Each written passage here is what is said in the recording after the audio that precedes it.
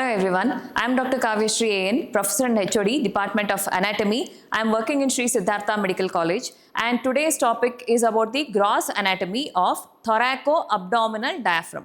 So what is this thoraco-abdominal diaphragm?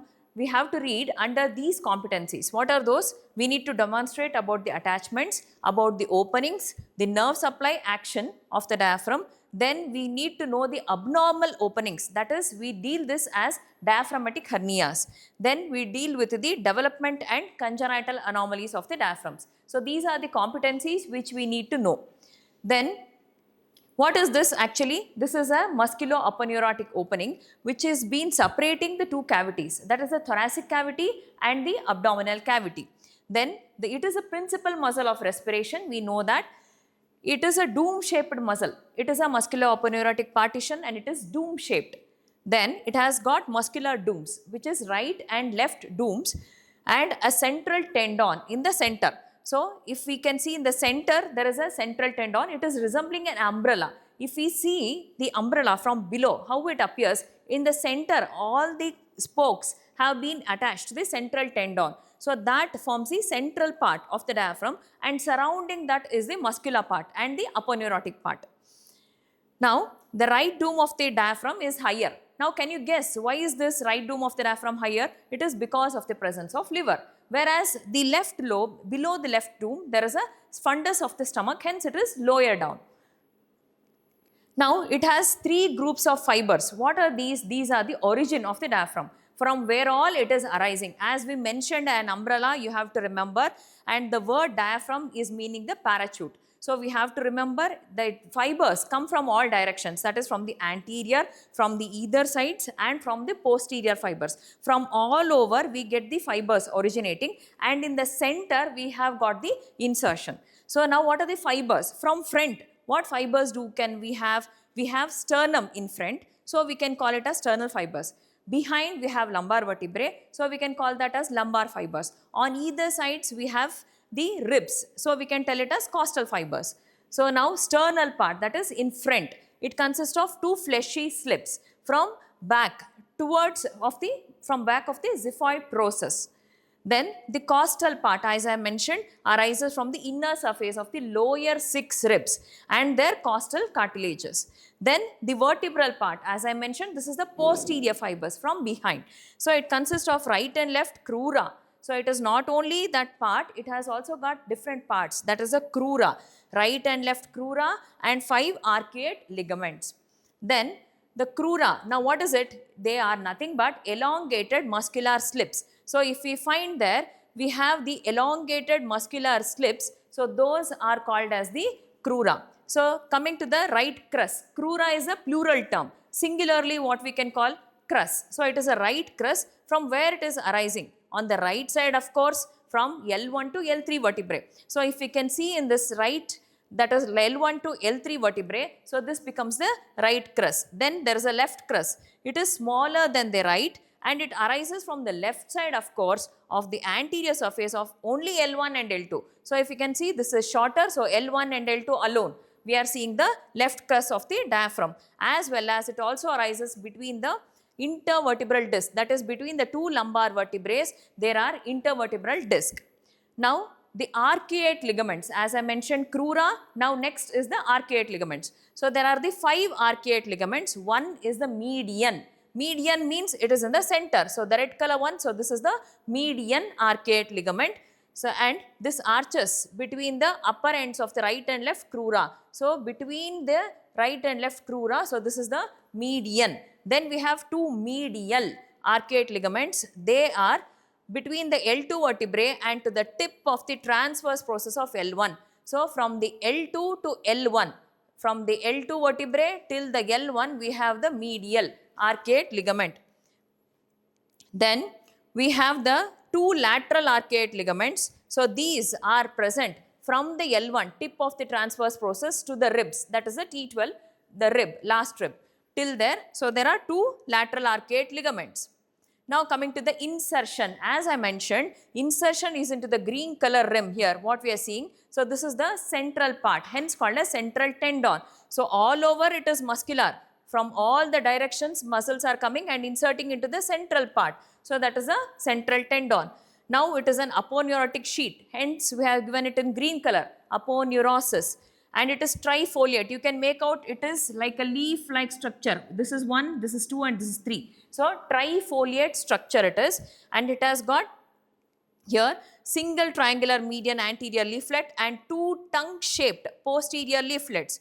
This is fused superiorly with the fibrous pericardium. Hence, the heart, when we remove, there is a fibrous pericardium covering the heart, and it is placed above the central tendon. So it is very difficult when we remove the heart during the dissection, because the reason being here, it is fused with the pericardium of the heart above, that is the central tendon.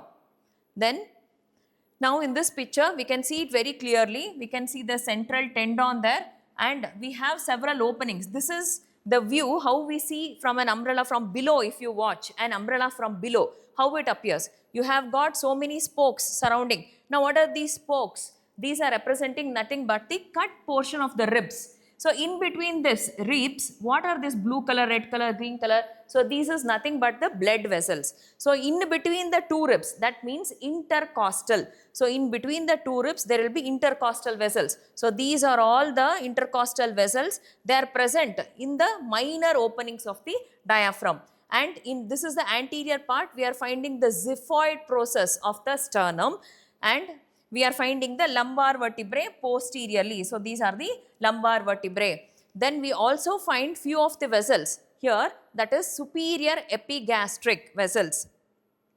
So finding the superior epigastric vessels, and we also find one more artery called as musculophrenic artery. So these are all present in the minor openings of the diaphragm. Then you can see several major openings. Major means a big one. So which are those? This is the vein, that is a vena cava, VO. What is O? It stands for the esophagus. So vena cava, that is the inferior vena cava, then the esophagus, and then the aortic opening, VO and A. So this is the vena cava, esophagus, and the aortic. 3 openings. These are the major 3 openings in the diaphragm. And rest all of these, what we are seeing here, these are all the small or the minor openings of the diaphragm. Now, to summarize, origin, sternal part, costal part, and a vertebral part. Then also the arcuate ligaments are holding it for support and continuous with the origin. So what are those? The median arcuate ligament, medial and lateral, 2 lateral arcuate ligaments. Insertion is into the central tendon. And what is the innervation of this? What do you mean by innervation? That is a nerve supply for the diaphragm. So it is mainly from the phrenic nerve. So phrenic nerve is motor. That means for the movement of the muscle, it is called as the motor nerve, which is that it is the phrenic nerve. And the root value of that is C3, C4, C5. What do you mean by that? It are coming from the spinal nerves which are present in the cervical vertebrae. Hence C3, C4 and C5. And sensory, it is again phrenic nerve, as well as in addition we have intercostal nerves, that is the lower 6 to 7 intercostal nerves also will supply the sensory supply to the diaphragm. Sensation, you mean the irritation of the diaphragm or feeling. So that is your sensation, that is by these nerves. And coming to the blood supply, just remember the names. So musculophrenic, phrenic means diaphragm. Musculophrenic, it supplies the muscle. Hence it is called as musculophrenic. Now on top of that, what do we have? Pericardium or the heart. So obviously it also has to supply. So we have pericardiophrentic artery supplying that. Then lower 5 posterior intercostal, because we said it is surrounded by the ribs. Hence it is the lower 5 posterior intercostal. And the last artery, that is your subcostal, below the 12th subcostal arteries. Then superior phrenic and inferior phrenic arteries. I mentioned phrenic means diaphragm. So remember superior and inferior phrenic arteries. Now openings in the diaphragm, there are major openings I mentioned. VOA to remember, vena cava, then esophageal and aortic opening. So voice of America, we give a mnemonic to remember, VOA, vena cava, esophageal and aortic. And the minor openings, as I mentioned in the diagram, there are the smaller arteries. So which has been shown in this, as we mentioned, superior epigastric vessels, musculophrenic artery. Then we are seeing here the sympathetic chain, over this angle here, and the azygous vein. So all these comes under the minor openings. So vena cava opening, it is at T8, esophageal is at T10, and aortic is T12, 8, 10 and 12 thoracic vertebrae levels. Now, along with this vena cava opening T8, what does it enter? Other structures. One is inferior vena cava, the other one is right phrenic nerve. So, it also enters to the T8. Then T10, along with esophagus, what other structure? It is a vagus nerve. Then branches of the left gastric artery and phrenicoesophageal ligament. Then T12, along with this, what are the structures? This is your MCQ, aortic opening. What all structures enters? It is azygous vein and the thoracic duct. Then minor openings, what are those? We have to remember the names. Space of Larry, this is for the superior epigastric vessels. So here it is, superior epigastric vessels, it is space of Larry. For musculophrenic artery, next to that. Then we have subcostal nerves and the vessels here. So this is the, and for the sympathetic chain, so the black color, so this is the sympathetic chain. So all these structures. So this is a summary of what all we mentioned: vena cava, esophageal and aortic opening, and the situation in the vena cava opening. Where is it present? It is present in the central tendon of the diaphragm. Then where is the esophageal opening present? In the muscular part, slightly left to the median plane. Then where is the aortic opening present? It is present in the right in the center, in front of the T12 body of the thoracic vertebrae. So it is in the right in the center in the median plane. Now, what are the structures? Others, the minor openings. Superior epigastric vessels, space of Larry we mentioned. Where is this? Along the xiphoid process and the seventh costal cartilage, between that. Then musculophrenic, where is this? Slips arising between 7th and 8th rib, where the diaphragm arises. There we have this musculophrenic artery. Then subcostal, it is deep to lateral arcuate ligament. Then the sympathetic chain, it is deep to the medial arcuate ligament. Then greater and lesser as well as the least splanchnic nerves. This pierces the crura of the diaphragm. We need to remember these as these are the MCQs. Then hemiazygous vein. This pierces the left crus of the diaphragm. This is the one which pierces the crura of the diaphragm. The nerve supply, motor supply, phrenic nerve as we mentioned. Then sensory supply, central part of the diaphragm is by the phrenic nerve and the peripheral part is by the lower 6 or 7 intercostal nerves.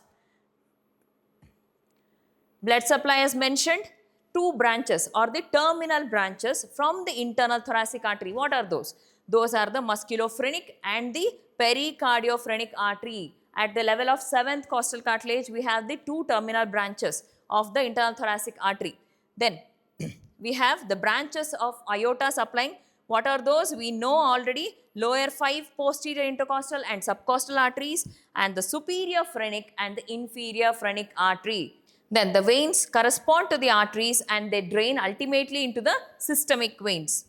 Lymphatic drainage. These follow the group of lymph nodes, that is anterior and posterior diaphragmatic. Lymphatic vessels, they drain, anterior part drains into the anterior group of lymph nodes, posterior into the posterior group of lymph nodes. Then there are right lateral and left lateral group of lymph nodes. Now, what are the actions of the diaphragm? As we know, this is a principal muscle of respiration, especially the inspiration. This acts as a pistol to increase the thoracic cavity, the volume of the thoracic cavity. On contraction, the diaphragm will descend downwards. It is brought down and vertical diameter of the thoracic cavity increases. So, it has a pistol, it increases the cavity vertically downwards, it pushes it downwards. Then, it helps to create more negative intrathoracic pressure and inhalation of the air. So, it creates the negative pressure and increase the volume. Then other actions is helping in defecation, micturition, where all the intra-abdominal pressure needs to be raised. There you find this, especially the micturition, defecation, vomiting and parturition. These are all the conditions where the intra-abdominal pressure needs to be more. Now the other actions apart from this, so it also supports the vertebral column. How? By increasing the intra-abdominal pressure while weight lifting. It is supporting a vertebral column as well. Then it helps in the venous return to the heart by decreasing the intrathoracic pressure. How is it? You understand suction action. As you sip juice or something, suction. As you do that, pull it, the same way it does. It increases the intra-abdominal pressure. So this is mainly helping in the venous return to the heart also. Then esophageal sphincteric action. As we know, esophagus is passing through the diaphragm. It is piercing. So it acts as a sphincter to the esophageal opening also. Now in the development part, central tendon, from where it is developed, you know diaphragm is dividing the thoracic cavity and the abdominal cavity. It is in the center. So what will happen? Pleuro means above, peritoneal means below. So the membrane which is dividing that, it is like a cloth. It is dividing the two cavities. So what can you call? Above is pleuro, below is peritoneal. So pleuroperitoneal membrane in the center. So that closure will form the central tendon further. So you can see here the pleuroperitoneal membrane, it closes and forms the central tendon. Then cruro of the diaphragm. So this is because of dorsal mesentery of esophagus. So you can see here it is in front here this part, and behind here this is the esophagus. The dorsal mesentery of the esophagus will further develop into cruro of the diaphragm, and muscular components from where it is derived. They are derived from the cervical somites. Cervical somites means in the cervical region first the muscle will be present. Later on it will pull down and come till the thoraco-abdominal cavity. And hence the reason we can explain why phrenic nerve has got C3 to C5, that is cervical region. It is derived, it is descending down from the cervical region to the thoraco-abdominal cavity. Hence the reason we call C3 to C5, that is a phrenic nerve. Then ventrolateral peripheral part is derived from the mesoderm. Anywhere we have that intraembryonic mesoderm, it builds up and completes the peripheral part of the body wall. Here it is completing that. So that is the ventrolateral part from the mesoderm of the lateral body wall. Then now what happens if there is paralysis of diaphragm? What can happen? So why is the reason also? If of course when there is a paralysis of diaphragm, what do we have? Respiration is a difficulty. We can't respire properly. Yes. Now why is that? What is the reason for any muscle to get paralyzed? It is because of the nerve injury. And we know which is the nerve here. It is the phrenic nerve. So damage to the phrenic nerve leads to the paralysis of the diaphragm, and sometimes it could be unilateral. So we can see in the picture here, in the normal inspiration, what should happen? The thoracic cavity should be increased. That means the vertical increase, it should increase and the air should fill up during the inspiration. So the green dotted line is a normal inspiration. Where in expiration, what has to happen? It has to push up the diaphragm and the air has to expel. So here above red line is your normal expiration. In case of this paralysis, this doesn't happen. So here in unilateral paralysis of diaphragm, paralyzed dome of the diaphragm will remain elevated. It will remain elevated in case of paralysis during the inspiration, and reverse will happen during the expiration. So we have to remember only one, the normal one. This doesn't happen. In inspiration it has to go down, in expiration it has to come up. When paralyzed, it doesn't happen so. So if there is a reversal of these movements, it is called as, the word given is called as paradoxical. If there is a reversal of movements, the word given, it is called as a paradoxical movements. Bilateral paralysis, if it happens, then what can happen? Of course, the respiratory failure will be there, and hiccups. Why do we get hiccups always? It is because of this irritation of the diaphragm, and there is involuntary spasmodic contraction of the diaphragm leading to your hiccups. It is not someone remembering you. It is scientifically spoken as this. Then diaphragmatic hernia is one more clinical aspect we need to know. Hernia means protrusion of a normal content from an abnormal or a weak wall is called as hernia.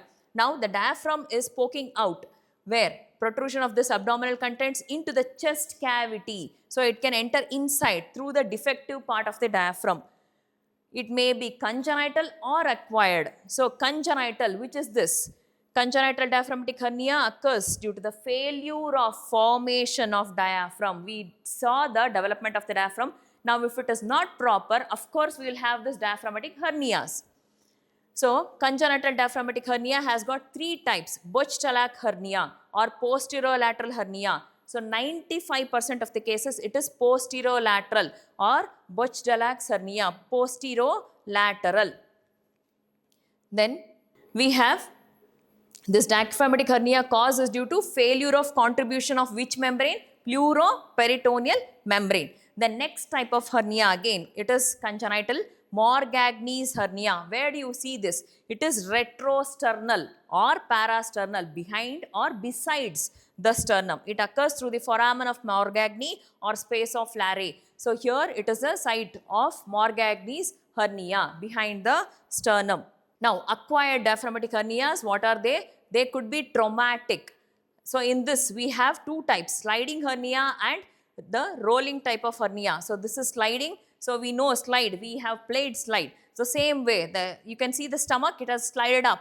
So, that is the sliding hiatal hernia. Rolling means full part of the fundus of the stomach has rolled over into the chest cavity. So, we call that as rolling hiatal hernia.